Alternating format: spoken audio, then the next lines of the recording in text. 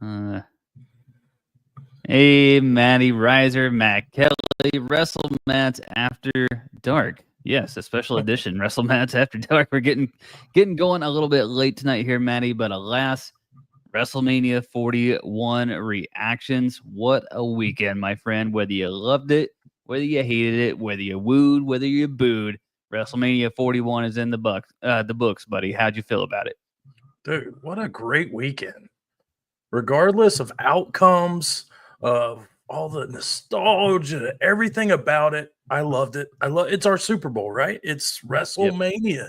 This is the biggest weekend of the year for us wrestling fans. And I could not have been happier. There's obviously some cliffhangers. Maybe we'll see come to fruition later, but I really enjoyed the weekend. How about you? Yeah, I mean, I had absolutely nothing on the books this weekend. Made sure it was just free and clear.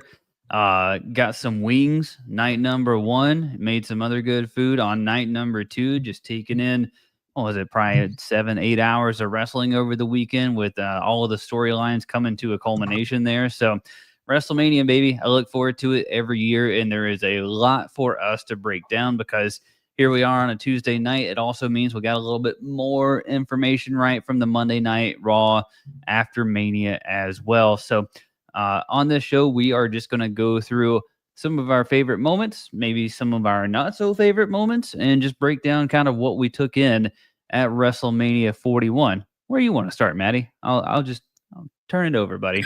Dude, I think so much of it is, it's almost like the Oscars, the Grammys. It's what you're wearing, what you're coming out to, the entrances, the outfits, everything galore. So before we get to the matches and things like that, let's get to like wardrobes, kind of the excitement of how you looking, how you feeling, and how you present yourself at WrestleMania. What about gear, Matt Kelly? What was that favorite outfit that just like stuck out to you? It was like, damn, this is well done. Yeah, I mean, of all the things to look forward to at WrestleMania, obviously everybody knows the matches, everybody knows that the entrances and the gear is just as much a part as anything that goes into WrestleMania weekend. And the person that I want to talk about always puts their all into their gear, I think, and not just at WrestleMania. And you see it on their social medias. And I'm talking about Bianca Belair. Every single time Bianca Belair's gear is just crisp, it's well thought out. She makes it herself. You see her decked out in the gold, the roses, the shades, the braid, of course, is always going to be, I'm assuming, always going to be a part of Bianca there. I just, man, if you're going to do it up and it's the biggest show of the year, I think you got to go big or go home. And she delivers every single time. Dude, and just not only that, but bringing out your stepdaughter, making her part of Yeah. your entrance. Like, this is something she's going to remember the rest of her life. At what, 14 years old? This is Yeah. a big moment. But those roses, like, look at the Dude, it attention to just pops. detail. And it Yeah, just it pops like looks crazy. so good. I think it was awesome. I think, we're going to get to that match later, but that tore the house down. And that outfit was great. I thought there was a couple different ones. Sometimes I can be a fashionista. I thought it was really cool. Maybe some fashion faux pas sometimes with Yeah. a pair, but this one was cool. Dirty Dom wearing his Yeah. grandfather's mask. How cool was that? He almost didn't get it off. I saw that. He had a little bit of a struggle getting the thing off. But dude, I also noticed a tattoo he's got on his hand, and it's like a different like luchador, not Grande Americana, but like Conan's on one, Rey Mysterio Senior, like different guys that were like kind of the tradition or kind of paved the way for luchador wrestling. I thought that was really cool. I think what you mean is not Grande Americano, not just yet. He'll get there. Yeah, He'll eventually get that tattoo. and him versus Ray Phoenix, like what the heck? Okay, anyways, another one. Obviously, we're big Liv Yeah. fans. You had what's her name? Olivia Rodrigo. Rodrigo. Yeah. Yeah, just smoking. And then of course Randy Orton, Pan homage. Oh, They made a big deal. 20 years in the 20th WrestleMania. Look at that first year of WrestleMania. He's got the kind of the biker tights, kind of makes its way. But look at that blue and yellow. Just crazy how it's been 20 years. man. Looks the same, doesn't he? Crazy. Well, the more longevity that Orton gets here, the more I think people are really starting to appreciate everything that he has done in WWE, and they're starting to realize how seismic his impact has been on WWE. And his name never comes up in the Mount Rushmore for WWE or top five. I feel like I rarely hear it in the top 10. And I think that's crazy. He's Yeah. right up there with Cena in terms of title runs. He's been a part of major groups, major factions, major storylines, and the longevity is maybe almost unparalleled for Randy. Uh, no doubt Hall of Famer, but I think it's if people really sat down and truly thought about it, and Randy is just one of those guys where he doesn't really have a bad match, and he has a lot of guys' best matches. And I Oh, think that speaks to just how damn good Randy has been his whole career. dude, and just in the ring, how good, how fluid he is. Like Correct. whether his move set or whether he's slithering like a snake, his facials, everything. This guy's the total package. Has been, whether it was in ring work, his entrance, his promo. He's been up there as one of the best. In my opinion, I have him over Cena. Oh yeah, I'm right there with you in terms of that. And I mean, I would guess he's probably not getting to 17 or 18 even, but I could see him getting to 15 before the career is over for sure. So I Yeah. would, I think that's maybe something that, I mean, obviously they'll talk about it now that we got what we got for the Monday Night Raw after Mania. But even if he doesn't win it there, in this run with Cena, I think he's bound to win it somewhere, and that would be another pretty cool moment. In tandem with gear, you got to talk about entrances, Maddie, and there were some pretty good ones at WrestleMania 41. Which one was your favorite, buddy? It's weird too because I'm not a big fan of the guy. I don't think. I think it's one of those. He's kind of. I wouldn't say they've dropped the ball with him. I just think he's kind of still trying to find his footing. But it's got to be the Demon Slayer. It's got to be Damian. Oh my bad, that's yours. Uh, Way Get to ahead of ruin it, myself. Maddie. Uh, Trying to, but yeah, There he Damian is. Priest came out with the outfit, the fire, had the Slayer guitarist playing. I thought this was for this to me. I couldn't think of a better one in my opinion. I was so happy to see this. I think this helped make a wrestler right here with the flames and just the vibe. It was great for Las Vegas and for WrestleMania. Let's actually pause there on yours for just 1 second because I kind of want to bring it up in tandem with that match. So, uh, first off, Damian Priest was probably he was probably my second or third favorite in terms of Mhm. entrances. I mean, he's right up there. Let's talk about Drew McIntyre on the other side because you and I had a little text Ugh. exchange about what was going on with Drew McIntyre and with War Raiders, and I think even Priest technically his gear was maybe inspired by that game or whatever it was that they were advertising. And I gotta say that this is the first time since the TKO shift with all of the branding in the ring, around the ribbon boards, around different parts of the stadium. You're seeing it on the stage now. Now it's getting incorporated into gear, and I know that like Zelina Vega had done it for like a Mortal Kombat once or twice somewhere in there, but that's like kind of in with her character. The War Raiders specifically, I did not think that worked. It came off not good. I don't, So and I don't, cheesy.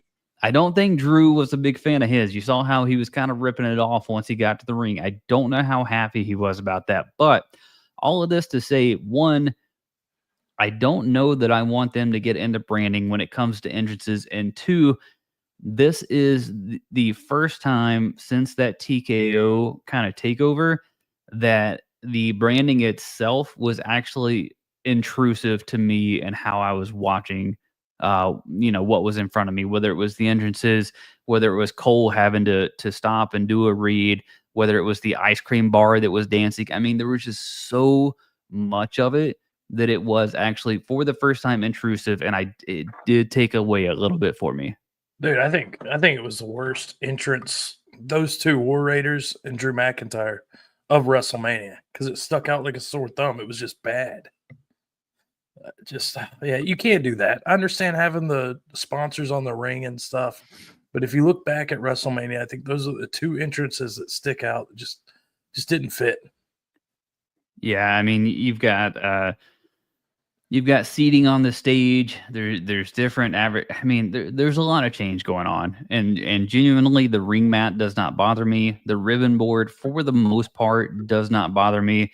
But once it makes its way to the stage, once makes its way to the entrances, the ring gear, stuff like that, and then Cole interrupting, like literally in between entrances to do a Yeah. read for another sponsor, it just really starts to kind of throw me for a loop. So I'm hoping, I mean, they're probably not going to back off of that revenue money, but it would be nice to get a little bit of breather or just find a different way to put it into the show.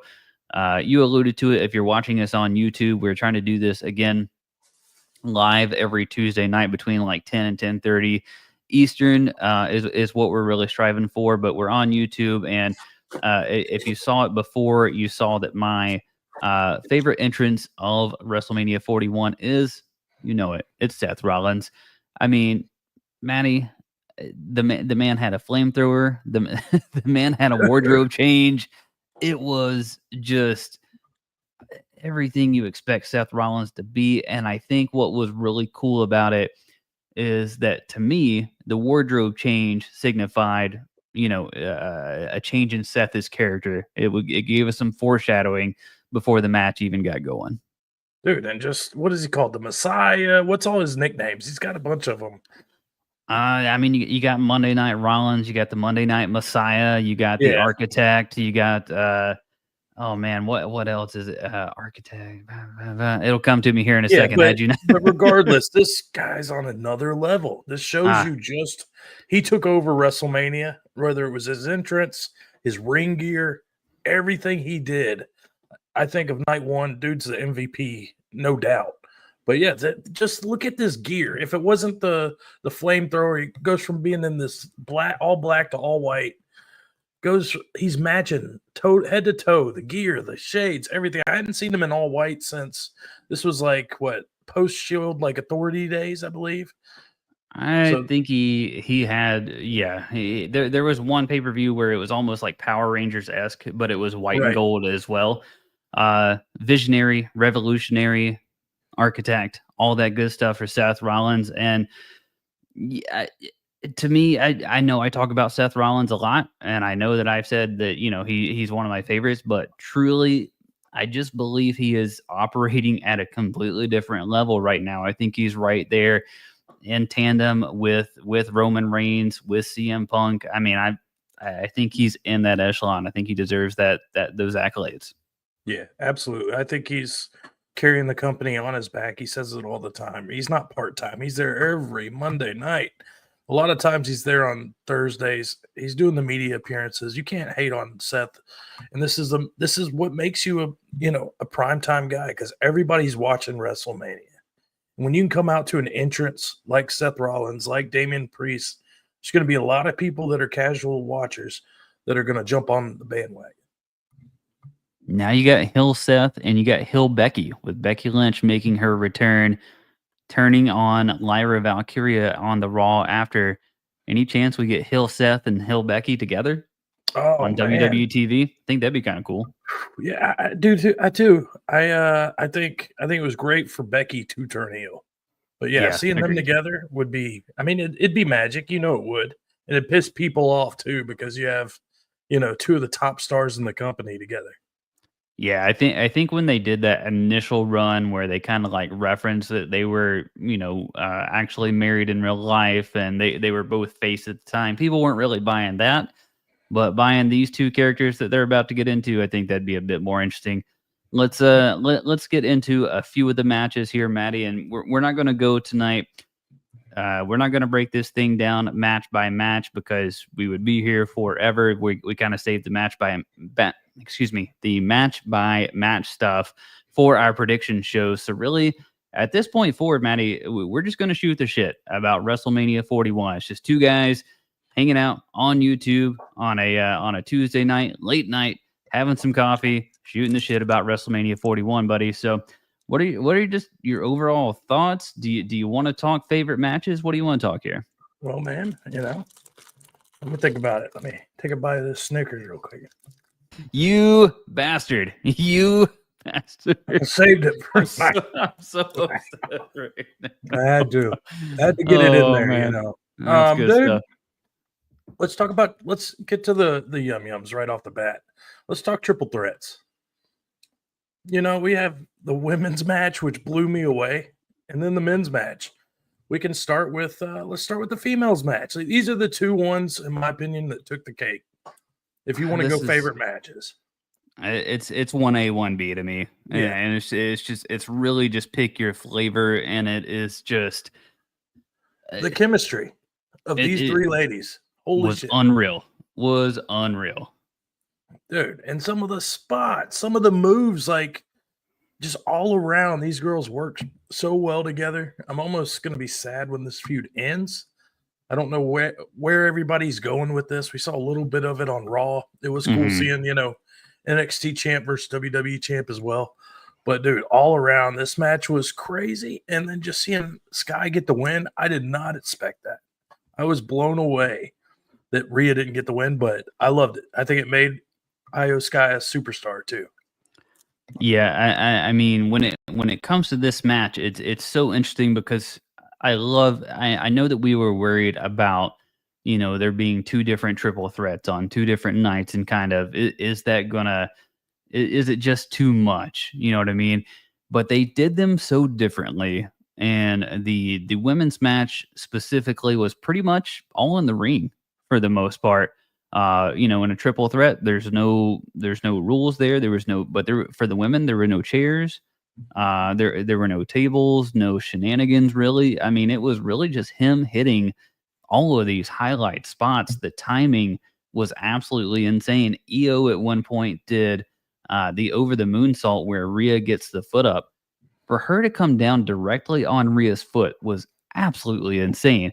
I mean, the timing, the chemistry, that has to be the best women's triple threat of all time. Has to be. Oh, dude, Certainly at WrestleMania.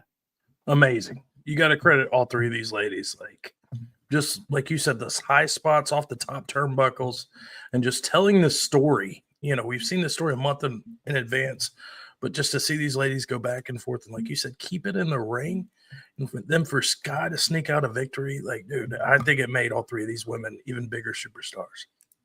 And we talked about it a little bit before going into it. We're like, oh man, we hope it's not just Rhea and Bianca pushing Io aside. And while Rhea and Bianca did go after each other in parts of the matches, they didn't push her to the side.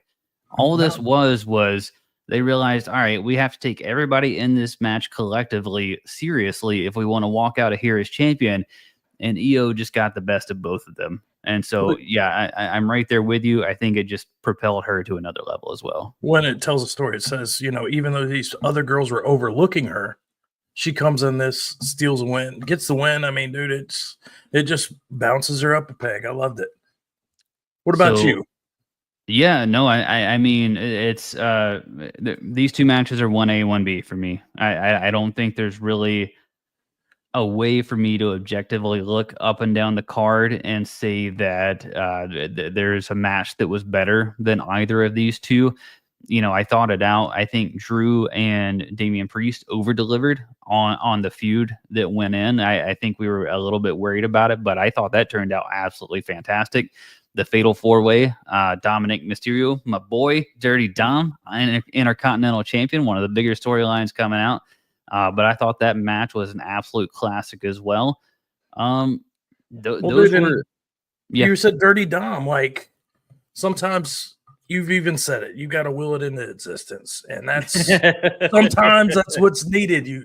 Gotta Your do what you crystal gotta do. balls. Gotta do what you gotta do. Dude. But we both talked about that match too. Like, these are fatal 4-ways, triple threats. So we were kind of like, we're used to the singles matches. Like, we were worried about these, too many moving parts. What's going to happen? And it just the flow of all these matches was good. And Dom, what another one elevated, huge. Yeah, we'll back it into the Seth Rollins, Roman Reigns, CM Punk here in just a second. But sticking with Dirty Dom, what do you think about that Vegas crowd and the way that they reacted to Dom? And is that how Dom is going to be received moving forward? Because it wasn't just Dom over the course of the night at WrestleMania 41 that was getting cheered in terms of heels. I think Cena got a pretty good reaction as well. Bianca got booed, which hasn't been normal. It's kind of starting to be the norm, but hasn't always been normal.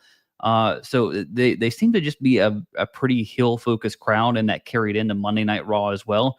But do you think this is the start of people are just liking Dom so much, kind of like Liv Morgan, right? Yeah, Where they're not necessarily getting booed anymore. I think it's really hard to be a heel this day and age. Like you have to do something that incredibly to make people hate you. And a lot of the heels we're seeing get cheered either in Vegas or on different things. I just think we're at maybe a different time in wrestling where being a heel's cool. And maybe that's kind of Mm, where we're evolving to. And there's a couple of heels that people still, you have your Gunthers and different ones that's a little bit more of an old school. But it's to me, I think Dom, I mean, you showed it. What is it? 70,000 people cheering him on against mhm. Penta and Breaker. I think we're kind of getting to that point. I don't know if you're going to turn Dom, but I don't think you can ignore the cheers either. Yeah, it's funny. Before this, I thought that we were getting face Finn Balor, and he was the one that was getting booed, and Dom was the one that was getting cheered. So it's a really really interesting dynamic there. Let's back it into the CM Punk Roman Reigns and Seth Rollins just for one more minute, and that'll kind of Yeah, take us to the end of that that particular match. But those three guys I thought worked incredibly well in tandem together. I thought they did a really good job of balancing the storylines both between them and the relationship that was going on with Paul Heyman. Like they weren't cutting to Heyman every 30 seconds, but they were making it known that like, hey, this is definitely going to play a factor in this match. I thought it was a good job of them keeping it both in the ring and out of the ring. Like it wasn't too much of one or the other. Roman Reigns clearing the barricade oh, to hit both of them. A man that big should not be able to do that and have that kind of leap. So I thought that was a really, really good moment. That was apparently the least of the front row crowds worries over the course of WrestleMania weekend. But the spear hit really well. The counter from Seth into that pedigree I thought was just unbelievable. One of the top pedigrees I've dude, ever seen. that was amazing. It was just clean, clean, clean. It was even better in slow motion. And I thought the story, obviously, there at the end with Paul Heyman, is something that, I really believed in. And it just happens to be one of those things that actually came to fruition on WWE television. And now I think we have this new sort of take on the dangerous alliance going forward with Paul Heyman, Seth Rollins, and as we found out on Monday night, Braun Breaker. Yeah, what a shock. Like that's the coolest part about WrestleMania.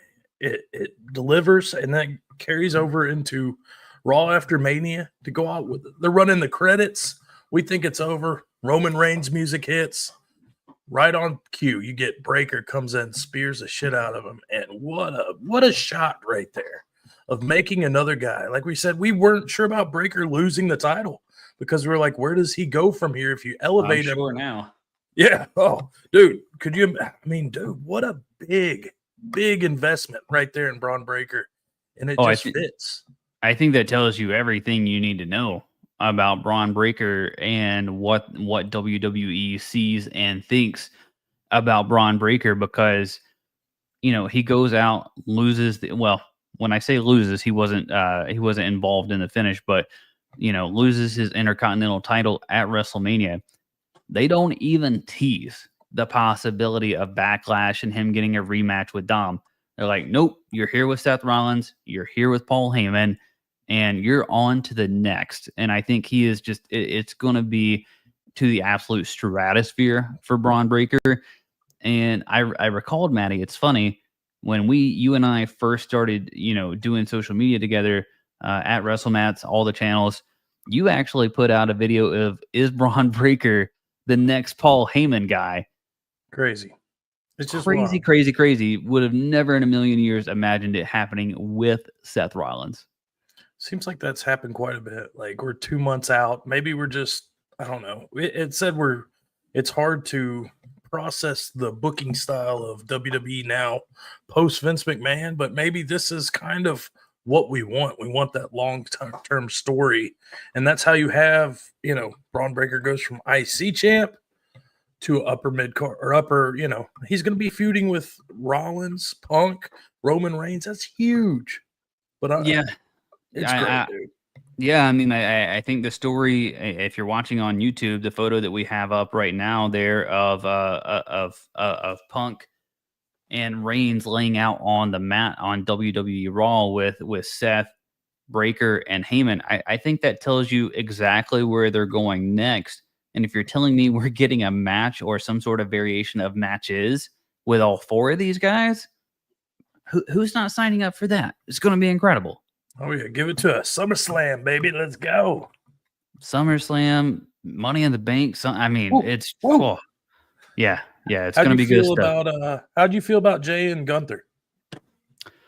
I think I liked it more than most people. Yeah, I do. I think I liked it more than most people. I think it was the correct start to the night. I think drawing it as match number one and getting all of the crowd behind Jay was really the correct call. I think having Jay really have to battle from behind with Gunther, feeling like he has to scrap and claw to get any sort of inch or any sort of offense on Gunther was a very good story. I am worried slightly, and this could just be Jey Uso selling, and I could be buying this hook, line, and sinker. A little bit worried about his shoulder. Yeah. When he came down, they didn't really show him yeeting, and he has toned that down just a little bit, but he really kept pinning that one arm to his shoulder. If you go back and watch Monday Night Raw, it's the same arm that he is pinning or holding on to the title and not raising that arm as much. So I wonder if it's something that they're buying time with in terms of, letting him hold on to the title and hoping he can recover and work through it and that sort of thing. So I'm hoping for the best there. I am a little bit worried about it, but in terms of the match itself, dude, in a million years, if you would have told me you have all these different endings to this match, I did not picture Jey Uso making Gunther tap to win this match. And I think that is a testament to how personal they made it feel to Jey Uso. He was locked in, and he was going to take that title by any means necessary. Well, it almost felt like you got those 3 splashes, and it's almost like he was bullying the bully. And I thought that was really cool, like how because he did start, where he was getting beat down a little bit. But as the match kept going, it's like he kept getting stronger and stronger, and just instead of pinning him, making him tap out, and as strong as Gunther is, I think it did wonders for Jey Uso in this story. That it was like, hey, dude, I came out here and I beat you at your own game. And I thought that was, like I said, I mean, at first I was like, I don't know about this. Like, he tapped quick, but I was like, no, dude, that was the last thing you'd expect for Gunther is to tap, And I think it made him look, I wouldn't say weak, because how often does Gunther lose, Pretty rarely, but I think him tapping quick is a testament to him just saying, Jay had me beat. I had no Yeah. way out. He just knew he was in. And people argue, oh, Gunther should pass out or he should have waited X amount of seconds more. I don't know, man. I mean, if you're in a UFC fight, how often do you see those guys hang around and wait to tap out? They usually tap pretty quick, right, when they know they're beat. So I think that's a signal of saying Gunther knew he was beat. And yeah. I just want to ask you one quick question about, because we've briefly talked about this, I think, around Royal Rumble because of, likes and views and everything like that. But I did see this graphic and I was just kind of caught off guard that many people dislike Jey Uso. What is wrong with the YouTube community or whatever that you saw the Royal Rumble when he won? It was like a crazy amount of people disliked it. Maybe I'm just looking too much into this, but to have 46,000 people dislike a video, you're going out of your way to hate something, in my opinion. Yeah, I mean, you're definitely going out of your way to hate something, and then additionally, That doesn't What you doesn't know it doesn't carry over like what the WWE universe is at all. Like you never see anybody do this. correct. Correct. That's the overarching point, right? He still got the Yeah, reception. The hero is welcome on Monday night. He had everybody going crazy at WrestleMania. You listen to Heyman talk about him when he was on. Man, what was Heyman on? There was some interview that Heyman was given though, where he's like, Jay is constantly top three in merch sales, in ticket right. movers, in minute by minute ratings. All of these important things that WWE has and other metrics. So I think it's just one of those online community things, man, that people want to know better or, Yeah, it's just so weird. think if Gunther tapping wasn't the exact right way they thought the match should finish, then they have to dislike it. So I don't know, Yeah, weird. yeah, yeah, it's just I just never seen anything like this. That like there's nothing you can hate about Jay Uso. And just to see the internet, I don't know if it's like one guy on 20 phones or 20 different email accounts, but it's just really weird to me as a wrestling fan to see this. But Yeah, yeah, it's definitely a little strange, but it's not going to take away from my enjoyment. But let's talk about at least what I think was the biggest shock. I think you're right there with me, most likely, in terms of the biggest shock of the night, and that's we didn't get The Rock. We did not get The Rock as a yeah, part of the John Cena, Cody Rhodes main event. And there is a lot to break down. We could spend an entire show breaking down this one match and what did happen and what didn't happen. But I do recall on our prediction show, I said, I think the most shocking thing to me, should it happen, is if Cody and John go about 20 minutes and there's no real shenanigans, there's no real interference. It was pretty damn close to that. Now, there- obviously, we got Travis Scott that came down, and but didn't that like get you kind of hype? Like when you heard his music go off and you saw him come out, didn't you think The Rock was next? 100%. Like 100 that's what, 100%. and the way that, like the music came out and stuff, it was like so dramatic. I was like, oh man, here comes the final boss. Yep, and I mean he talked about that. So I sent you a clip earlier. The Rock, there you see it here if you're on our YouTube, the clip of him sitting down with Pat McAfee giving an interview today, and basically he said, I wanted he wanted to step back, put the spotlight on Cody, put the spotlight on John. Of course, Pat brings it up. He's like, hey, when Travis came out, we all thought you were coming out. So whether that was his true intent or not, it completely backfired. You know what I mean? Like literally because he wasn't there, he then cast the spotlight back to himself. Oh yeah, you don't have Travis Scott come out without The Rock.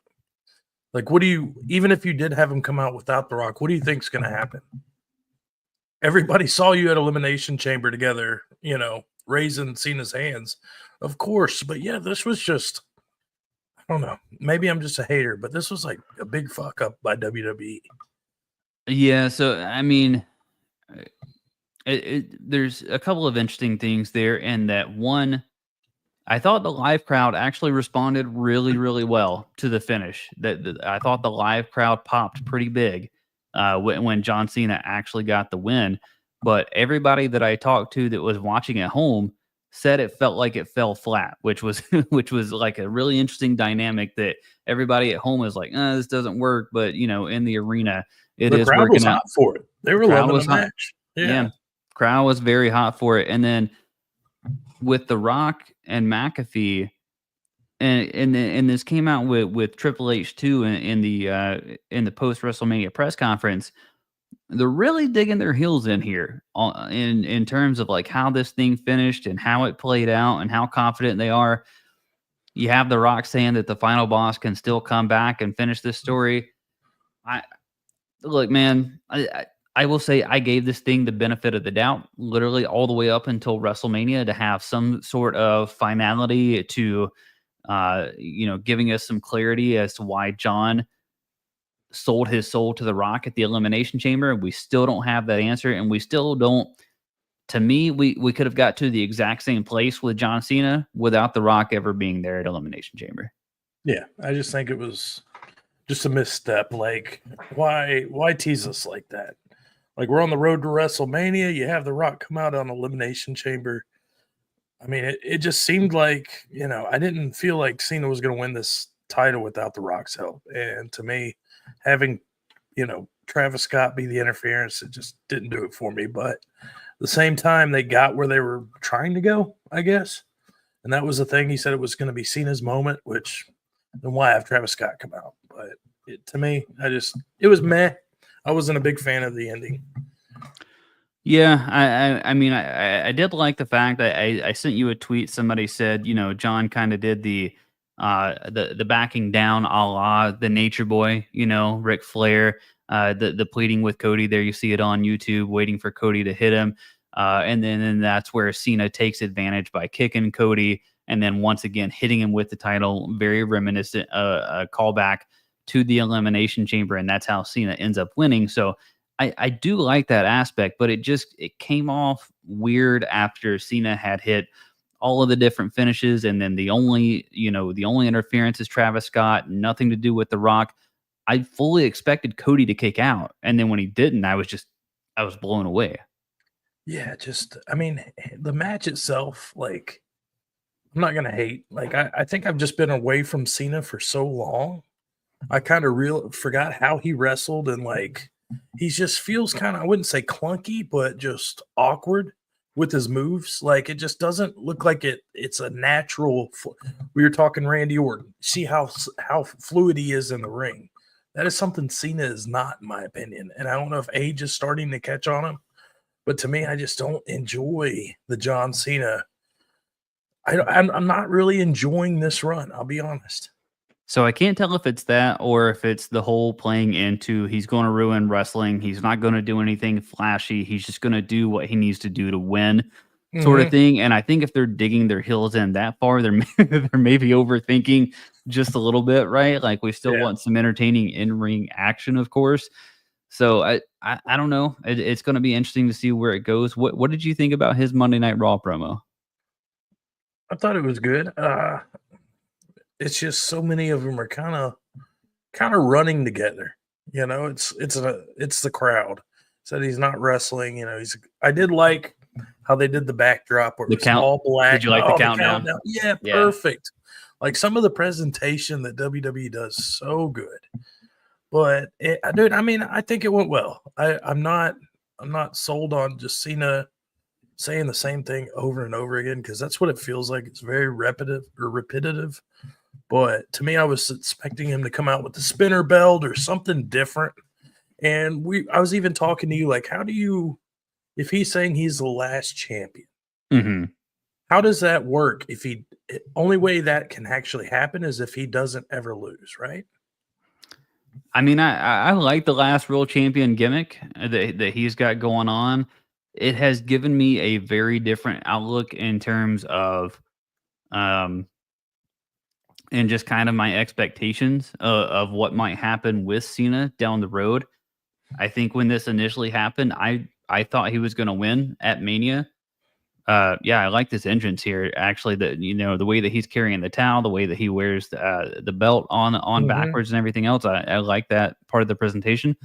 Um, but for a minute, I thought maybe he really does go out on top, saying that he is the last real champion. Though, man, I talk about making somebody if they beat Cena, and I'm talking about a Braun Breaker esque type talent. I'm not saying Yeah. Randy Orton or somebody older that doesn't CM Punk or anything like that. If they position somebody like a Braun, I don't know if it's specifically going to be Braun, but man, making somebody and beating the quote unquote last real champion, that's Yeah. it's intriguing to me. I'll put it I that mean, way. yeah, to retire Cena, like Yeah. that would Oh, be huge. yeah. And I think that's what I need to do with this whole Cena thing is obviously this is more slow burn. Like they're going to do it their way. Don't rush into anything. Like even The Rock said, like this is a year-long storyline we're going to see develop. So just kind of be along for the ride. Try not to be too hard on it. And just like you said, there are cool things to the presentation, the everything like that. I just got to get more on board with Cena. as a wrestler and a promo. All right, last thing about this. Are you okay with the storyline if they just don't bring The Rock back? Yeah, I think Yeah. if Okay. yeah, I think it was more of a WrestleMania thing. Like I Yep. think if they were going to do it, that's when they do it. But Agreed. now that they've passed that, I don't think it does any good for him to just come back at this point. No, I think they've pivoted far enough away that I truly don't need it. I'll look at that as a faux pas, Yeah, a blip on the agreed. radar, if you will, and then we'll just move on. What is your biggest fallout from WrestleMania? Because I hate to keep saying Seth Rollins, man, but like, was it not Seth Rollins and Paul Heyman? Like, I'm blown away. Yeah, I mean, because if it's not Cena winning the title, which we all saw, Yeah. then I mean, I think we've kind of. I wouldn't say we were as our problem. We just weren't as we were expecting it a little bit more because we had seen the seeds planted. Hmm. So, but yeah, absolutely. I think that was the way they finished the match with him doing the low blow on each, to handing the chair to each one. You saw the excitement in Roman's face when he thought he had the wise man back. And then just the storytelling with Rollins and the Shield and Roman Reigns. Man, I wouldn't say CM Punk felt like a third wheel, but there's so much depth to Rollins and Reigns. Like there's Hmm. so much story still to tell just between those two alone. And then you add in a breaker, you add in Paul Heyman. Like, yeah, this is gonna go bananas and probably carry us all throughout the summer, maybe into next year's WrestleMania. I mean, you heard what was it? Was it Paul Heyman's promo just talking about how good Rollins is? We Right. both agree. We're there. He's got to be the MVP of WrestleMania. Do you think they are adding to that alliance? Do you think they're done there? Mm, I don't know. I don't. I mean, is it like an evolution thing, like Triple H did? You never know. Maybe. I mean, Maybe. but I'm okay with how it is now. If they want to add to it, I trust. I trust Paul Heyman enough that he knows, how to get this thing over. We are overlooking one pretty big thing that happened to or at WrestleMania, and one that I think probably deserves a lot more attention. And I think on night one, the pacing was not quite what it was on night two. Night two just felt paced out better. The energy was better from the crowd. The whole show just flowed better. And so because of that, I think this actually got overlooked on night number one. That's our boy Jacob Fatu as the new United Ooh, States champion. dude, I what a thought that was a match! really good match. Yeah, exactly, man. I thought him and LA Yeah, Knight tore it down. dude. Yeah, great match. Great, just happy for Fatu, dude. And whether LA Knight goes far, I mean, we've left out a few other things too. We could go on and on and on, but yeah, Fatu, him and LA Knight, they gelled well. We didn't have to see any kind of shenanigans. We just saw kind of Fatu do work and win the title, and I think it's gonna be a great, like, that's what you want. Somebody as dominant as him. I mean, add him to the Dangerous Alliance. Jesus Christ, Oh God. we'd be in trouble, wouldn't we? Could anybody ever beat those guys? Like, Nah, they'd be wrecking shop, man. Leave that picture up there right now because my wife was God bless her. She tried to make it all the way through. She made it through night one. right? She did not quite make it through night It's a two. It's lot. just a little bit too much wrestling for her, but she Yeah. was watching this match with me, and she's like, "Hey, what's going on with the ref's hair?" I'm like, "Hey, you leave Charles Robinson He is alone. a He is a legend. national treasure. You leave him alone." Did you see the like it's a TikTok with the SmackDown refs walking around and it's Yeah, them yeah. two and everybody's stopping Charles Robinson. Nobody knows who the other guys are. But yeah, like little Nate as they call him, right? Yeah, Lil Nate, man. He is I do believe he's a North Carolina native, in fact. Right. Man, Charles is honestly one of the best. And actually, while we're on that note, in terms of performers that are not specifically wrestlers, man, what do you think about the announce team's performance over the course of WrestleMania? Because I thought Wade Barrett killed it. Oh, he's so good. And it's funny too because sometimes McAfee's a little much. Like you can tell he's high strung and he's a lot. But dude, Wade Barrett has such good flow and kind of brings everything down. I don't know if it's the baritone voice he has, or what. But dude, I love Wade Barrett on the announce team. He's got like some classic Hill tendencies without being overboard and still being able to call the match. He's got that in-ring knowledge. I mean, I, man, I think Wade Barrett has at least cemented himself as a viable color commentator. Now, it's obviously apples and oranges, whether you prefer him or McAfee, but I think he's really solidified himself as being like a staple to the broadcast team. I think they found the correct number two. Yeah, he's going. He's what they call in the high school baseball games on a Tuesday night. He's safe. Let's go. I wanted to ask you about this one real quick. Yeah. Oh What no. the fuck happened to this? Like this match wasn't like memorable, but Uh-huh. what is going on? Was this just Charlotte laying them in, or Oh what man. was this? Something. Cause golly, Yeah, so Tiffy took a definitely a nasty bump to the head there. yeah, And she looks then swolled up, man. yeah, with her tooth, post match, she actually posted on Instagram. She's like, "Thanks for the concern. My teeth are actually fine." And her teeth did look fine. Here, it looks like she's missing a part of at least one, if not two. But I think more or less maybe what happened is maybe she got a little bit busted up in the mouth, and her tooth is maybe actually a little bit blood stained. Maybe It's and it's just giving like a weird, I mean, it looks like Cesaro when, he broke his. yeah. I don't know, man, but that yeah, I Well, guess both ladies were laying it in there. and it was perfect too because they're laying it in on the promos, and then you get these visuals like, and you're just like, dude, they literally fucking hate each other. That's all I could think this whole time is like, man, Yeah, I I think don't, so. I don't know if it made Tiffy, but Charlotte got her shit in. That's for sure.